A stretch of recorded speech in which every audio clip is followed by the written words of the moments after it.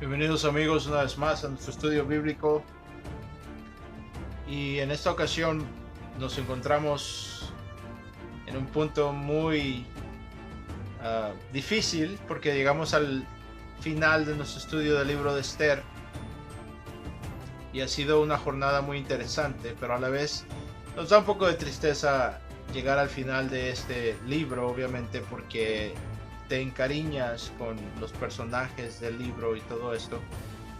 Pero este es un libro que nos deja una historia muy interesante y termina con un final feliz que nos ilustra el triunfo de Dios en contra de todos sus enemigos, el triunfo del Señor Jesucristo en contra de todos sus enemigos, y también nos ilustra la victoria del creyente.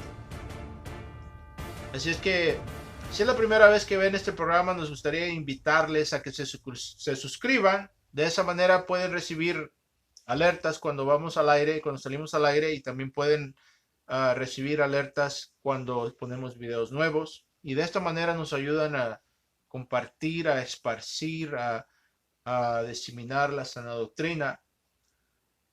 Con eso también les queremos exhortar a que examinen lo que enseñamos y lo traigan al estandarte de la verdad, que es la palabra de Dios, para ver si está lo que les enseñamos en conjunto o está en armonía con lo que la palabra de Dios tiene que decir, ¿verdad? Entonces, vamos a entrar a nuestro tema. En esta ocasión nos encontramos en el capítulo final del libro de Esther, capítulo número 8. Y la última vez vimos cómo este villano, el villano de la historia, Amán, recibe lo que se merece. Y dijimos cómo el apóstol Pablo nos enseña en su carta a los Gálatas. Nos dice Pablo que todo lo que el hombre siembra, el hombre cosecha. Entonces vimos cómo este hombre Amán recibe las consecuencias de su egoísmo, de su orgullo, de su egocentrismo, de sus intrigas. Y vimos que el mal que él intentó hacer en contra de Mardoqueo y de la reina Esther y el pueblo de Dios, los israelitas, fue algo que Dios usó para destruirle a él. Y en esto vemos cómo Dios gobierna la vida de sus criaturas, como Dios controla todo aspecto del universo y cómo la voluntad divina de Dios se lleva a cabo y cómo a pesar de que el hombre actúa libremente, es decir, el hombre actúa y hace el mal sin que nadie le obligue, lo hace por voluntad propia. Aún en estas cosas Dios es soberano y Dios está obrando para el bien de su pueblo. Y como dijimos anteriormente, esto nos debe de dar aliento, nos debe de dar seguridad, esto nos debe de dar fuerzas, nos debe de dar paz a los cristianos cuando estamos pasando por momentos difíciles en la vida. Esto nos ayuda a entender que todo aspecto de nuestra vida, toda situación en la vida del cristiano no está fuera de la voluntad de Dios ni tampoco está fuera del alcance de la soberanía de Dios. Es decir, que todo aspecto de nuestra vida, toda dimensión, toda cosa que sucede en nuestra vida nos llega de la mano de Dios. Y eso es lo que tenemos que entender. Y es importante para nosotros de tener este concepto bíblico de la soberanía de Dios siempre en mente y presente en nuestra teología, porque cuando los problemas llegan, una de las razones por las cuales nos caemos en pedazos es porque no tenemos un fundamento bíblico, ni tenemos un concepto bíblico del sufrimiento, de la adversidad. Y lamentablemente ese es el resultado de la contaminación del evangelio de la prosperidad en la iglesia. porque lamentablemente muchos cristianos, como dijimos muchas veces en este estudio del libro de Esther, y esta es una de las razones por las cuales hicimos este estudio, muchos cristianos no asocian el sufrimiento y el dolor y el padecimiento con Dios. Es decir, cuando estamos sufriendo o estamos pasando por algún padecimiento, enfermedad o cualquier tipo de adversidad, en lugar de entender que esto nos ha llegado a la mano de Dios, tratamos de ver el asunto como algo ajeno a Dios y que nos sucedió porque quizás estamos en pecado o nos salimos de la voluntad de Dios y no porque Dios lo haya traído a nuestras vidas. Es decir, quitamos la responsabilidad de Dios y la ponemos en cualquier otra cosa. El problema con esto es que esto nos pone en una situación muy precaria, mentalmente hablando, porque entonces nuestra situación no la vemos bajo el control de Dios, sino que bajo el control de cualquier otra circunstancia. Pero esto no es lo que la Biblia nos enseña. La Biblia nos enseña que todo en la vida del creyente viene de la mano de Dios. Para muestra un botón, vemos por ejemplo el libro de Job. Ahí se nos ilustra claramente, se nos enseña de una manera ejemplar que para que a Job le llegase el mal, primero tendría que pasar por la aprobación de Dios, ¿verdad? Entonces, Dios no aprueba el mal, pero permite el mal en la vida del creyente y lo usa para nuestro bien. Por ejemplo, vemos en el caso de José. Dios no aprobó el hecho de que los hermanos de José le odiasen. Dios no aprobó el hecho de que los hermanos de José le vendieran a Egipto como esclavo. Mas, sin embargo, estos fueron los medios que Dios usó para traer a José a Egipto y que de esa manera José fuese puesto en una posición esencial y de poder en Egipto para poder preservar la vida de su pueblo, de Jacob y su prole. Entonces, ¿cuál es el punto? El punto es que Dios es soberano y que nada se le sale a Dios de las manos y que tenemos que entender que todo lo que nos sucede no es simplemente que Dios reacciona o que Dios nos deja como víctimas o a la merced del azar y de la suerte, pero al contrario, nuestras vidas han sido diseñadas y prescritas por Dios. Esto es lo que el salmista nos dice en el Salmo 89. Tocamos este salmo también en nuestra jornada, en nuestro viaje por el libro de Esther, tocamos este salmo como el salmista nos dice claramente que Dios escribió sus días, prescribió sus días aún antes de él haber nacido y que conoce en la intimidad del vientre de la madre, Dios le forjó y que sus días fueron contados desde antes que él naciera. ¿Verdad? Que Dios conoce el principio y el fin, no porque Dios ve hacia el futuro y se da cuenta de lo que va a suceder, sino porque Dios escribe el futuro. Es importante, es nuestra misión crear en los creyentes un concepto bíblico de Dios. Esto es indispensable para los creyentes. Entonces ahora venimos a nuestro libro de Esther. Y aquí vemos que después de que el villano Amán fue ejecutado por la mano del rey Asuero, porque el rey Asuero se dio cuenta de las intrigas y de la maldad de Amán y Dios entregó a Amán en las manos del rey Asuero y en la misma horca que él había preparado para matar a Mardoqueo, él fue ahorcado. Así es que, como dice el libro de Proverbios, el que cava un hoyo termina cayendo en él mismo, ¿verdad? Así es que Amán fue destruido. Ahora tenemos un problema, que el decreto que el rey aprobó por mano de Amán todavía está vigente, todavía está en pie. Y una de las cosas que tenemos que entender es que la ley de los medos y los persas, una vez que ya se escribía, no se podía revocar.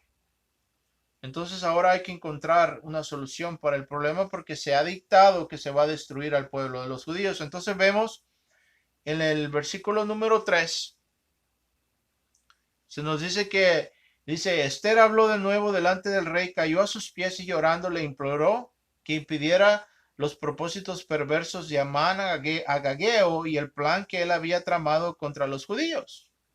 ¿Verdad? Entonces aquí vemos a la reina funcionando nuevamente como el intercesor entre el pueblo de Dios y el rey. Y dijimos que esta función, esta ilustración es muy interesante porque es precisamente la función que el Señor Jesucristo tiene de parte nuestra, el pueblo de Dios, como intercesor, como mediador entre nosotros y Dios. Él intercede por nosotros. Así que el versículo 4 nos indica, Esther 8:4 nos dice, y extendió el rey hacia Esther el cetro de oro, y Esther se levantó y se puso delante del rey. Versículo 5 dice, y dijo, si le place al rey, y si he hallado gracia delante de él, si el asunto le parece bien al rey, y yo soy grata ante sus ojos, que se escriba para revocar las cartas concebidas por Amán, hijo de Amadeta, Agageo, las cuales escribió para destruir a los judíos que están en todas las provincias del rey. Y dice la reina, dice, porque ¿cómo podría yo ver la calamidad que caería sobre mi pueblo? ¿Cómo podría yo ver la destrucción de mi gente? Ahora ese es un punto muy interesante porque aquí la reina demuestra amor por su pueblo. Ahora esto es interesante porque esto es precisamente, si esta mujer, si esta reina puede sentirse de esta manera por su pueblo y ha llegado al punto de incluso arriesgar la vida, como vimos en los episodios anteriores, como la reina se presentó sin ser llamada ante el rey, lo cual ameritaba la pena de muerte, mas sin embargo la reina se presenta arriesgando su vida por amor a su pueblo. Ahora este es un ser humano imperfecto, ¿cuánto más ha hecho Cristo por nosotros? Por ejemplo, el autor de los Hebreos nos dice las palabras siguientes. Hebreos 7, versículo 25 nos dice lo siguiente. Escuchen bien lo que dice. Hebreos 7, 25. Por lo cual dice, Él también es poderoso para salvar hasta el fin a los que por medio de Él se acercan a Dios, puesto que vive perpetuamente para interceder por ellos. Dice, por lo cual Él también es poderoso para salvar hasta el fin. Esta palabra que nos da el griego quiere decir, se podría traducir de una manera más adecuada, se podría traducir así, por lo cual Él también es poderoso para salvar eficazmente a los que por medio de Él se acercan a Dios, puesto que vive perpetuamente para interceder por ellos. Dejemos que ese pensamiento penetre en nuestra mente por un momento, hermanos.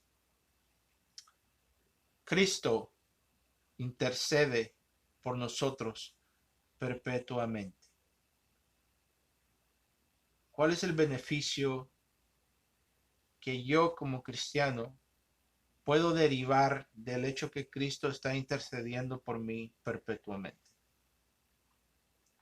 ¿Cuál es el beneficio de esta realidad? Bueno, uno de los beneficios de esta realidad es que tengo seguridad de mi salvación, que puedo estar seguro en Cristo Jesús. Como la palabra de Dios nos dice claramente, que no hay nadie que nos pueda arrebatar de la mano del Señor, de la mano del Padre.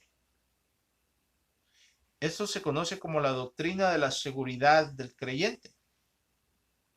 Hay muchos cristianos que lamentablemente porque han sido expuestos a una mala teología por mucho tiempo, no tienen seguridad de su salvación. Viven siempre en el temor de perder su salvación. Entonces tienen que desempeñar obras para mantenerse en la gracia de Dios porque viven debajo del yugo de la ley y no están descansando en la roca firme quien es Cristo Jesús. Sin embargo, para aquellos que están descansando no en sus obras de justicia, pero en Cristo, quien es nuestro intercesor. Y escuchen bien cómo la reina dice, ¿cómo puedo, dice la reina, cómo puedo yo ver la calamidad que carecería sobre mi pueblo? ¿Cómo podría yo ver la destrucción de mi gente? Y si esta mujer, que es un ser humano imperfecto, siente de esta manera tocante a su pueblo, ¿cuánto más Cristo siente tocante aquellos que han creído en él. Escuchen bien lo que dice el autor a los Hebreos, dice, por lo cual él también es poderoso para salvar hasta el fin a los que por medio de él se acercan a Dios, puesto que vive perpetuamente para interceder por ellos. Entonces, ¿qué me indica esto? Que estoy seguro en Cristo. Ahora, ¿esto quiere decir que porque estoy seguro en Cristo voy a vivir en pecado? No, absolutamente no. Porque también entiendo que la misma palabra, de hecho en el libro de los Hebreos, en el capítulo número 12, se me dice claramente que Dios disciplina a todo hijo que él recibe. Entonces, como parte del paquete, por decirlo así, el paquete de la salvación como parte del paquete también incluye la disciplina. ¿Qué quiere decir eso? Que todo hijo que Dios salva, es decir, todo aquel que él salva, está seguro en él, pero también tiene la certeza que Dios va a disciplinar. Entonces, tenemos que entender que con la seguridad de la salvación, que con la certeza de la salvación también tenemos la certeza de la disciplina de Dios. Es por eso que la Biblia en muchas partes nos invita al temor de Dios, a temerle a Dios. ¿Verdad? Esto es algo esencial. Entonces, tenemos que entender estas distinciones porque hay muchos cristianos que no están descansando en la roca, sino que están descansando en su habilidad de ellos de portarse bien. Pero esto no es el consejo bíblico. El consejo bíblico nos llama, nos manda a descansar en Cristo y en la obra de redención de Cristo, en la obra completa. Cuando Cristo estaba en la cruz, antes de entregar el Espíritu, dijo en el libro de San Juan claramente, consumado es. No dijo, bueno, casi consumado, ojalá y se porten bien. No fue lo que el Señor Jesucristo dijo. Así es que es importante que tengamos un concepto bíblico de la salvación y una seguridad de la salvación, porque la palabra de Dios no nos miente. Ahora vemos en el versículo 7, Esther 8:7 nos dice, entonces el rey Asuero dijo a la reina Esther y al judío Mardoqueo, he aquí he dado a Esther la casa de Amán, y a él le han colgado en la horca porque extendió su mano contra los judíos.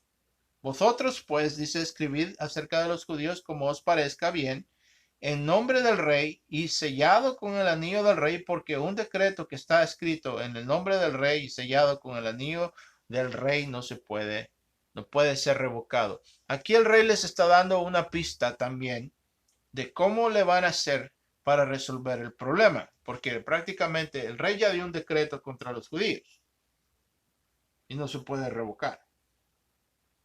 Entonces la pista que el rey les está dando, lo que el rey está insinuando, bueno, entonces hagan otro decreto que se pueda usar en contra de este otro decreto. De esa manera, de una manera astuta, no se quebranta la ley que ya está impuesta. ¿Y qué es lo que se tiene que hacer? Bueno, ellos aparecen con la idea, ¿verdad?, de escribir un decreto que dé prácticamente el permiso a los judíos de defenderse a sí mismos si alguien trata de destruirles. Ahora, con ese decreto, ¿quién iba a osar dañar a los judíos?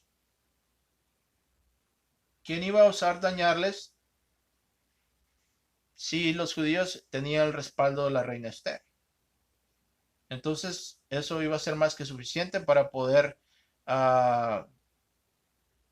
ayudar a los judíos a que nadie les destruyese, a poder evitar de que alguien pudiera tratar de hacerles daño, porque obviamente si hay un decreto que dice que hay que destruir a los judíos, pero hay otro decreto que dice que los judíos se pueden defender y los judíos tienen el apoyo de la reina, eso iba a ser más que suficiente para desanimar a quien quiera que fuese que tratase de dañar o causar algún tipo uh, de daño a los judíos, ¿verdad? Y con esto entonces venimos al versículo número 15. Nos dice, entonces Mardoqueo salió de la presencia del rey en vestiduras reales de azul y blanco, con una gran corona de oro y un manto de lino fino y puro y púrpura. Y la ciudad de Susa dio vivas y se regocijó. Pero para los judíos fue un día de luz y alegría, de gozo y gloria en cada provincia, en cada ciudad y de todo lugar a donde llegaba el mandato del rey y su decreto. Había alegría y gozo para los judíos, banquete y día festivo, y muchos de entre los pueblos de la tierra se hicieron judíos porque había caído sobre ellos el temor de los judíos. Entonces aquí vemos un cuadro de victoria, un cuadro triunfante. Mardoqueo termina vestido de ropas azules y púrpura con una corona de oro. Esto nos ilustra la culminación del peregrino, la culminación del peregrinaje del cristiano. Al final, la palabra de Dios nos indica claramente que habremos de recibir esa corona de justicia que nuestro Salvador nos pondrá en nuestra cabeza. Como dijo el apóstol Pablo al final de su vida a Timoteo en su segunda carta a Timoteo, mi vida ya está gastada, dijo Pablo, me he derramado como una ofrenda, dice Pablo, ahora me espera la corona de justicia que mi Salvador Cristo Jesús me dará. Así que Pablo veía con ansia ese momento, y esa debe de ser la actitud de todos los creyentes. Hemos visto en este libro una trama donde el enemigo se ha elevado, se ha exaltado, y pareciese, un par de capítulos atrás, parecía como si el enemigo iba a triunfar sobre el pueblo de Dios, que humanamente hablando no había esperanza. Amán era el segundo al mando, la mano derecha del rey, y el decreto ya estaba firmado, ya estaba salido, la sentencia se había dado, el pueblo de Dios estaba condenado, mas sin embargo Dios tenía un propósito diferente. Como nos dice el profeta Isaías en el capítulo 14, versículo número 24, dice el Señor que así como yo lo he planeado, así ha de ser, y quién puede frustrar el plan del Señor. ¿Verdad? Así que esta es la lección que nos deja este libro. Nos deja las lecciones que Dios es soberano, que Dios obra en la vida de su pueblo. Uno de los puntos claves de este libro es el hecho de que Dios obra por medio de su providencia. Él gobierna la vida de su pueblo, la vida de sus criaturas, y no solamente de su pueblo, pero Él está en absoluto control del universo. Igualmente, se nos enseña en este libro que Dios también actúa providencialmente, es decir, Dios usa las decisiones del ser humano, buenas y malas. Él usa las cosas que para el ojo humano simplemente parecen accidentes o cosas que sucedieron al azar. Él las usa, todas estas cosas, para traer a cabo su propósito. Por ejemplo, vimos en el principio del libro cómo por medio de la borrachera del rey, por medio de un decreto que se dio en contra de la reina Basti, por el egoísmo y el egocentrismo del rey, por medio de esas cosas, por el medio del paganismo, la depravación de este reino, por medio de todas estas cosas, Dios usó todas esas circunstancias para crear las circunstancias, para crear la situación, para crear la situación perfecta para que Esther pudiese haber sido colocada en el lugar estratégico para el momento estratégico, para el momento adecuado en el cual Dios iba a usarle a ella para ser el medio de preservación de su pueblo. Vimos cómo fue una historia de complots y intrigas, cómo los eunucos del rey planearon asesinar al rey, y en ese acto de planear asesinar al rey, Dios estaba obrando para crear las circunstancias que iban a salvarle la vida a Mardoqueo.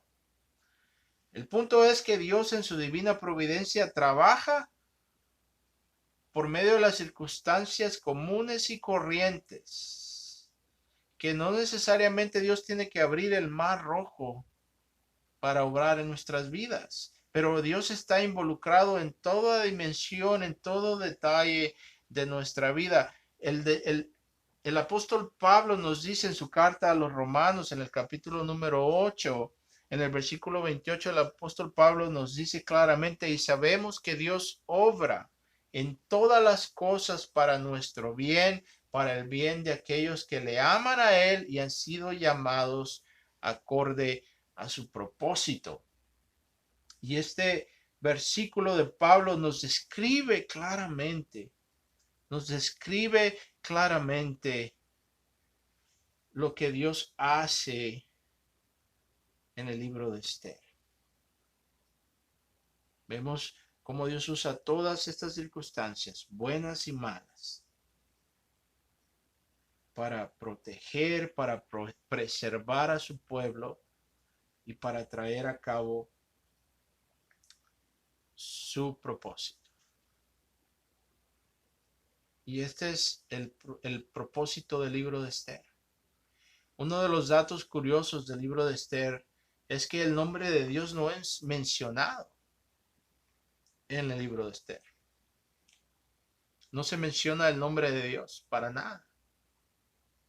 Mas, sin embargo, en el libro de Esther podemos ver a Dios obrando detrás de las escenas. Podemos ver a Dios orquestando los eventos, las circunstancias, las situaciones. Vemos a Dios armando el rompecabezas. Podemos ver la obra, mas sin embargo no vemos al autor en el libro de Esther, por decirlo así, pero podemos ver sus huellas en el libro, ¿verdad? Y en este libro vemos cómo Dios actúa y pone las piezas en su debido lugar, en el lugar correcto, en el momento adecuado. Y a pesar de que todo parecía perdido, Dios trae a cabo su voluntad y salva a su pueblo. ¿Cuál es la aplicación para nosotros en este día? La aplicación para nosotros es la siguiente. Vemos que la cultura va de mal en peor. Y a veces tendemos a deprimirnos cuando vemos la depravación del hombre, la frialdad del hombre para con Dios, cómo esta cultura se revela en contra de Dios más y más cada día. Vemos el rompimiento de las barreras morales y éticas que Dios ha puesto. Vemos cómo el hombre continúa removiendo las barreras que Dios ha puesto. Vemos como las cosas que en algún tiempo eran consideradas como temas tabú, como cosas que no se veían ni se veían ni se mencionaban, cosas que eran motivos de vergüenza para la sociedad. Ahora esas cosas se han sacado al aire libre, son cosas de las cuales el hombre ahora ya no tiene vergüenza, sino que se enorgullece de ellas, ¿verdad? Por ejemplo, la homosexualidad ahora ya no es algo de vergüenza, sino que es algo de lo cual se enorgullece el hombre, ¿verdad? Vemos cómo la educación sexual en las escuelas públicas está contaminando la mente de nuestros hijos. Vemos cómo los medios sociales nos bombardean con imágenes indecentes, nos sexualizan, ¿verdad? Vemos cómo todas estas cosas están tomando lugar y cómo la sociedad está en un curso de autodestrucción. Y al ver todas estas cosas, la reacción natural de nosotros puede ser que nos deprimamos, ¿verdad? Nos pongamos las manos en el aire y nos preguntemos qué es lo que va a suceder. Más sin embargo, aquí vemos claramente en el libro de Esther que Dios está en control de la situación y que lo que Él quiere va a suceder, que Dios deja al inicuo que prospere por un tiempo, ¿verdad? Como el salmista nos dice en el Salmo 37 que vio al inicuo crecer como un gran árbol en el bosque frondoso que se desparramaba para el este y el oeste, para el oriente y el occidente. Pero después fue a buscarle, dice el salmista, y ya no le encontró, ya no estaba ahí, había sido removido. Y hemos visto esto en la historia del mundo, cómo estos grandes líderes poderosos suben al poder y parece ser que son indestructibles, parece ser que son imparables. Parece que son imparables y que nunca van a poder detenerles, mas sin embargo Dios tiene su tiempo, tiene su momento y sus sazones. Entonces es importante que nuestros ojos estén puestos, estén fijados en lugar de el caos y en lugar de todo lo que está sucediendo en el mundo, en lugar de estar con el periódico, ¿verdad? Y la Biblia a un lado tratando de adivinar cuándo Cristo va a venir, en lugar de eso, tenemos que tener nuestros ojos puestos en Cristo, en su suficiencia para salvarnos, en lo que ya hizo. Hermanos, tenemos que entender que cuando Cristo venga,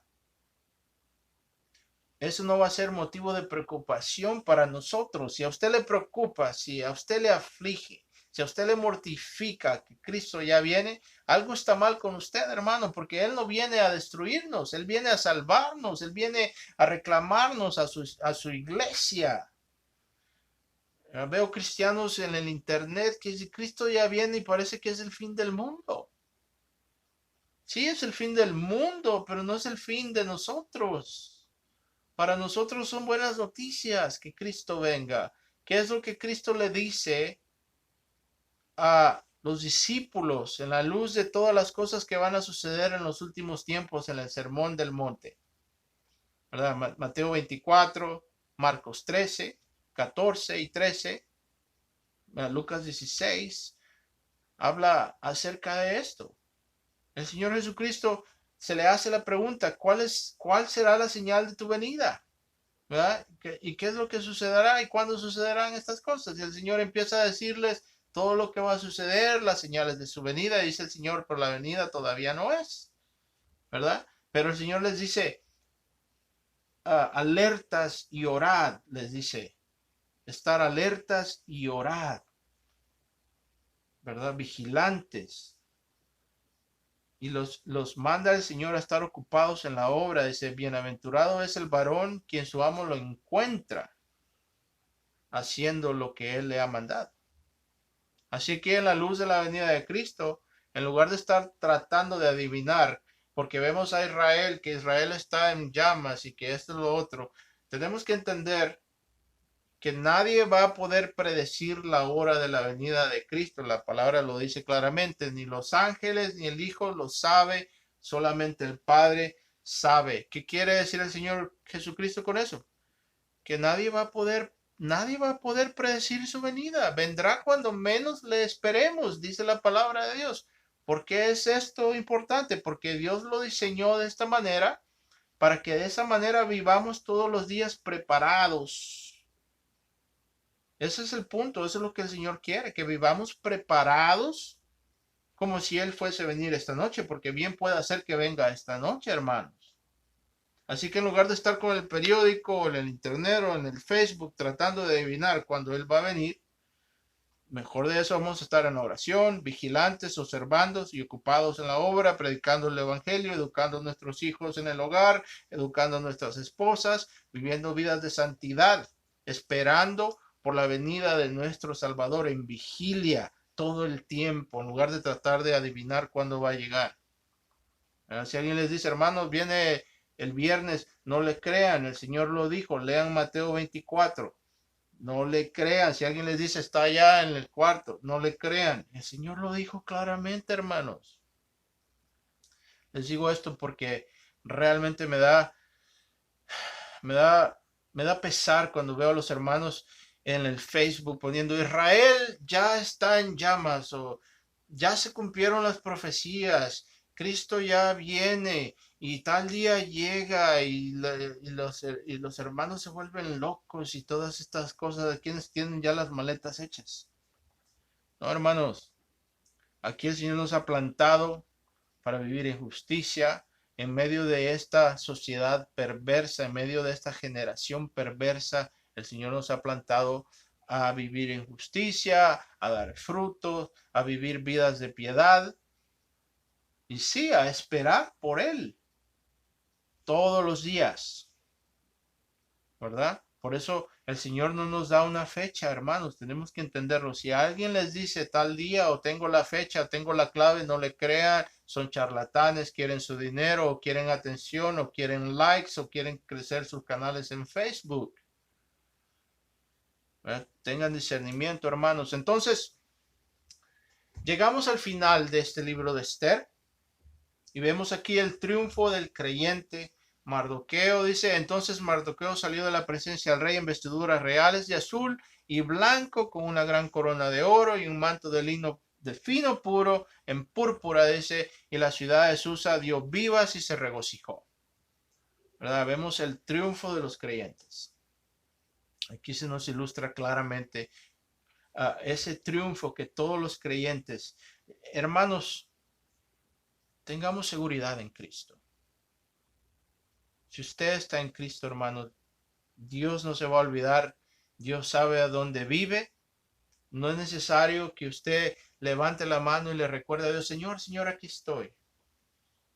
El Señor sabe y Él se encargará de llevarle, de buscarle cuando el momento llegue, hermanos. Así es que en este libro vemos el triunfo del creyente, vemos el triunfo de Dios, el triunfo de nuestro Salvador sobre sus enemigos. La reina Esther nos ilustra a nuestro Señor Jesucristo triunfante sobre sus enemigos. El Señor va a ser triunfante, como nos dice el salmista en el Salmo 2. Nos dice el salmista claramente que el Señor le dice a nuestro Señor, ven acá a mi diestra hasta que ponga a tus enemigos como uh, a tus pies. ¿Verdad? Lo vemos esto claramente. Entonces, hermanos, llegamos al final de este libro. Les agradezco por haberse quedado con nosotros por medio de este estudio bíblico del libro de Esther. Vamos a prontamente a dejar una lista en nuestro canal con todos los videos de esta serie. Vamos a dejar un playlist con todos los videos de esta serie del libro de Esther para que lo puedan volver a ver si lo necesitan verlo. Es un tema y es un libro muy edificante. Y primeramente el Señor, vamos a empezar en nuestra segunda temporada, vamos a abrir la segunda temporada, vamos a tomar 2 semanas de vacaciones, pero cuando regresemos vamos a empezar la segunda temporada de nuestro programa con el tema de la educación de nuestros hijos, la educación familiar, la responsabilidad de los padres. ¿Qué es la opinión de Dios tocante al tema de la educación? ¿Cuál es la responsabilidad de los padres para con los hijos? ¿Qué es lo que Dios tiene que decir acerca de la educación? ¿Y cuál es la prescripción bíblica acerca de este tema tan indispensable? Vamos a estar hablando con el hermano Tony Martínez desde Los Mochis, en el estado de Sinaloa, en el país de México. Así es que vamos a estar hablando acerca de este tema muy importante. Si el Señor lo permite, primeramente el Señor, en 2 semanas vamos a estar también con nuestra sesión de preguntas y respuestas. Pregunten lo que quieran, ¿verdad? Está libre para que hagan todas las preguntas que quieran. Vamos a volver a tocar el tema del presidente de El Salvador, Nayib Bukele, y su régimen, ¿verdad? Vamos a tocar el becerro de oro de El Salvador, ¿verdad? Vamos a tocar este tema porque es un tema muy interesante y también es un tema relevante. Y tengo algunos hermanos que me han hecho preguntas tocante al respecto me han pedido que toque el tema, que lo aborde, así es que lo vamos a abordar un poco más a fondo en nuestra siguiente sesión de preguntas y respuestas. Así es que si encontraron esto, el contenido de este programa de beneficio, de edificación para el cuerpo de Cristo y fiel a Cristo, les pedimos que nos ayuden suscribiéndose al canal, compartiéndolo con sus amigos, dejándonos el like. De esa manera nos ayudan a promover el programa, ¿verdad? Así es que, hermanos, les doy las gracias y les pido que nos lleven en sus oraciones y que siempre recuerden que lo más importante es conocer a Dios por medio de su palabra. La Biblia nunca se equivoca, hermanos. En la Biblia Dios nos ha dado todo lo necesario para la vida, para redarguir, es decir, para corregir, para enseñar, para que de esa manera el hombre de Dios, el cristiano, esté completamente capacitado y equipado para todo lo que la vida pueda traer a nosotros. En la Biblia tenemos la palabra del Señor. Recuérdense que la Biblia no solamente la Biblia no es las opiniones del hombre acerca de Dios, sino que es la opinión de Dios acerca del hombre. Es la revelación de Dios hacia el hombre. Es autoritaria, es la autoridad máxima del creyente. La Biblia es la autoridad máxima, hermanos. Así es que los invito siempre, los exhorto a que busquen la palabra de Dios, la Biblia,